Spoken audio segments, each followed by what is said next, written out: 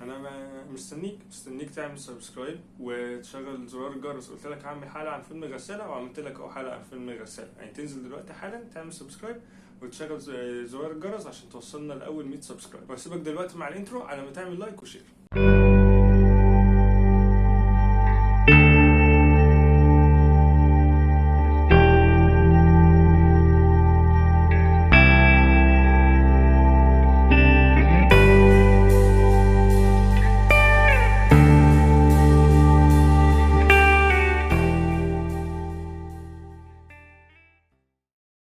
صباح الخير، ولا تشوف الحلقه دي بالليل، مساء الخير، ولا تشوفها قبل ما تنام وتصبح على خير. اهلا بيكم في حلقه جديده من سينما باراديس.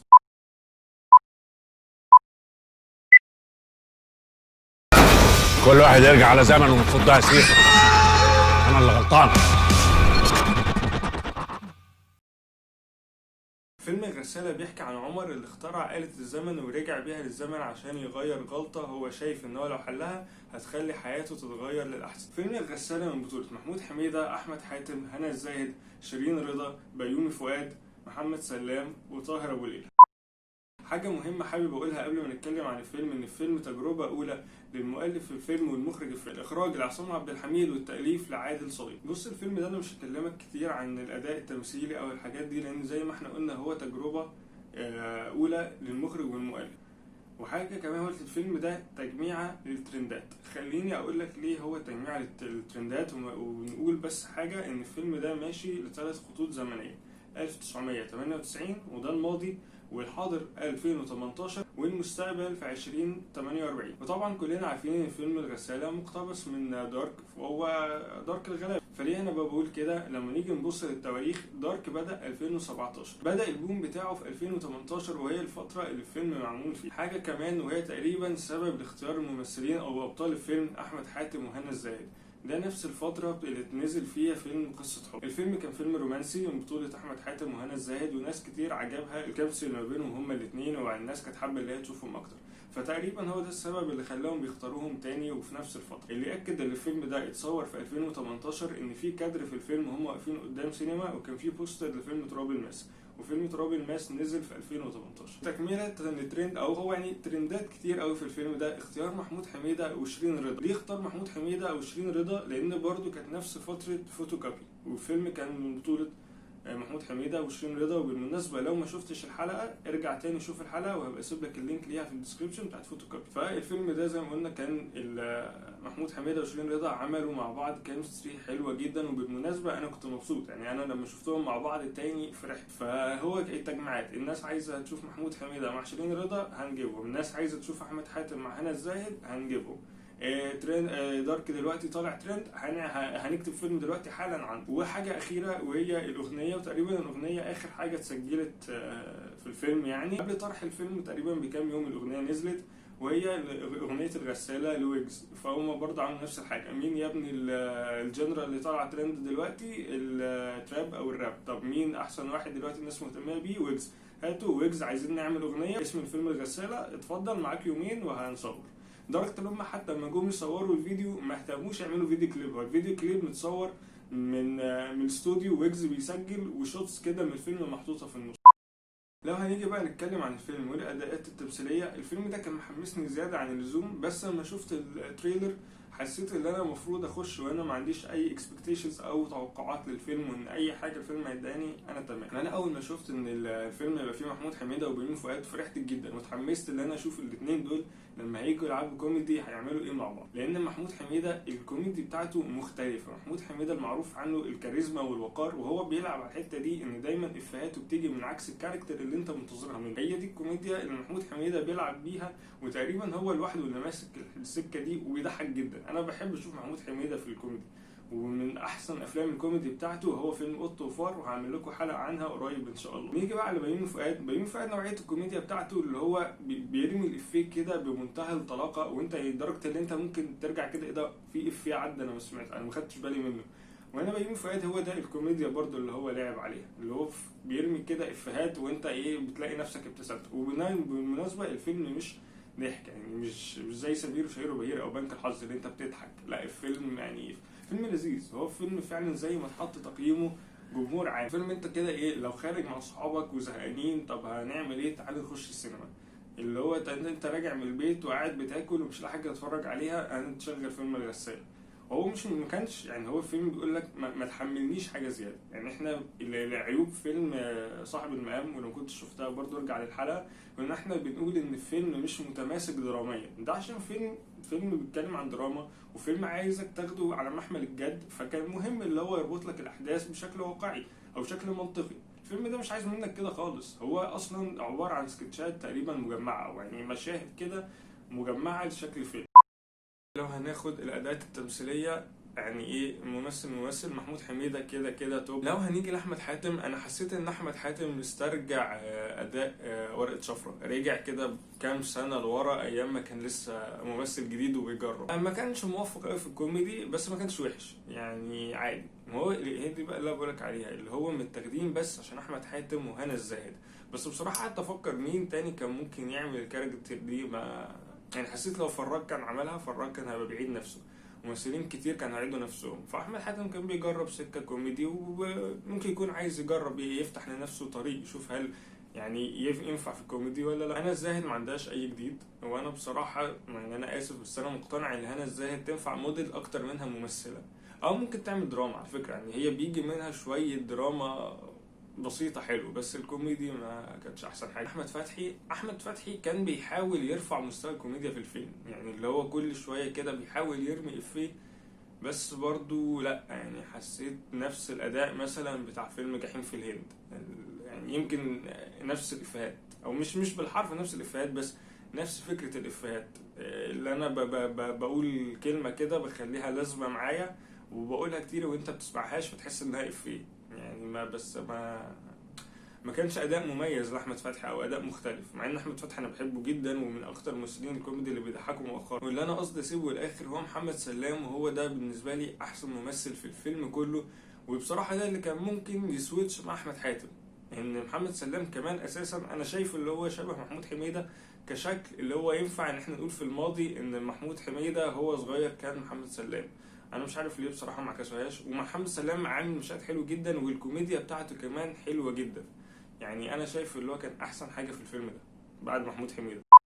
اكتر حاجه انا بالنسبه لي تعتبر من السلبيات، وهي بس خليني ناكد على حاجه، ان الفيلم زي ما قلنا بياخد شخصيه عمر لثلاث مراحل عمريه. مرحله وهو طفل في 98، مرحله مع احمد حاتم في 2018، ومرحله مع محمود حميده في المستقبل. اكتر كاركتر ما عجبتنيش هي كاركتر الطفل اللي في 98. دي دايما عندنا مشكله في كاستنج الاطفال، تحس اللي هو ايه لما بيبقى في كاركتر مثلا هي مكتوبه ان عايزين طفل من 12 سنه ل 14 سنه، بيجي حد كده في اللوكيشن، يا جماعه حد يعرف طفل من 12 ل 14 سنه، حد يرفع ايده انا استاذ، طب تمام هاتوا معاك بكره هيصور معانا الفيلم. دي مبقاش فيه اهتمام. انا افهم مثلا لو انت تجيب حد بالواسطه، لو هيطلع يقول جمله كده هيطلع يعدي كده في الفيلم، فتمام خلاص مش مهم قوي يعني ومش هندقق. بس لما يبقى انت عندك دور محوري، اصلا الفيلم كله عن شخصيه عمر، واغلب المشاهد هم الثلاثه مع بعض، ليه ما بنهتمش نجيب طفل للكاركتر؟ يعني الكاركتر اللي ماسكها احمد حاتم واللي ماسكها محمود حميده لاقيين اللي هو يكون نفس الشخص مع شويه تطورات مع خبرات الزمن، بس العيل الصغير مش لايق خالص اللي هو يكون يعني لما يكبر هيتحول للكاركتر دي. الفكرة هم جايبين على طول الطفل الصغير بيتريق على احمد حاتم، اللي هو طب حضرتك ما هو انت يعني انت لما تكبر هتبقى ده، فلو انت بتتريق عليه او شايفه انه اهبل، طب ما انت اهبل زيه.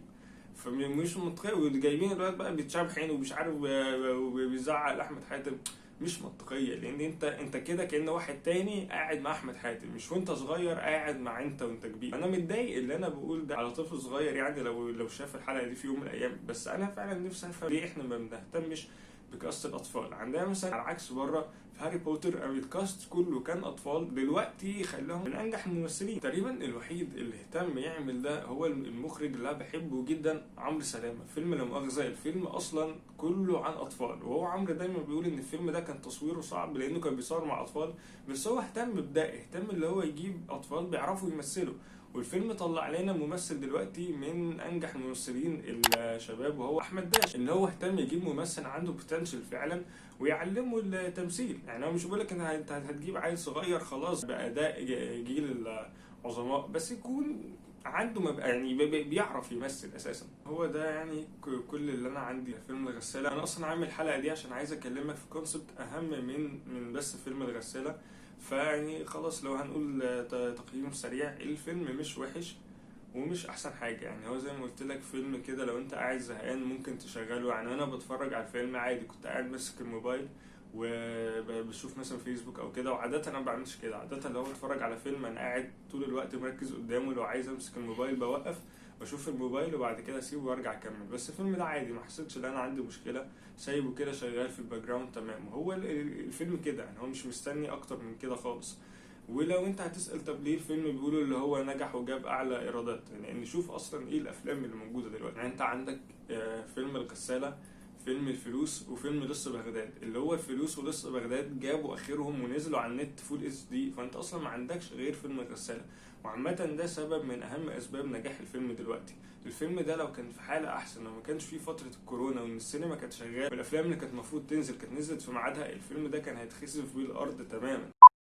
الحاجة بقى اللي انا عايز اكلمك فيها وهو ان ليه دايما لما بنيجي نعمل افلام عن السفر بالزمن بناخدها بشكل كوميدي؟ ليه ما بنهتمش ناخدها بشكل فلسفي زي ما دارك عمل؟ لو انت قررت تقتبس من دارك حاول تخليها فلسفة، وهو يعني الموضوع مش صعب. لان انت مثلا هتقول طب انا مش عارف اعمل جرافيكس، طب ما انت عملت جرافيكس عادي. بس نتكلم ليه ما حدش بيهتم ياخدها بالمحتوى بالشكل الدرامي او الشكل الفلسفي دي. انا على ما اتذكر احنا ما عملناهاش غير مرة واحدة في فيلم رسالة إلى الوالي بتاع عادل إمام. هو اتاخد بشكل كوميدي بس كان بين السطور كان فيه رسالة، هو فقدان الهوية مع الزمن.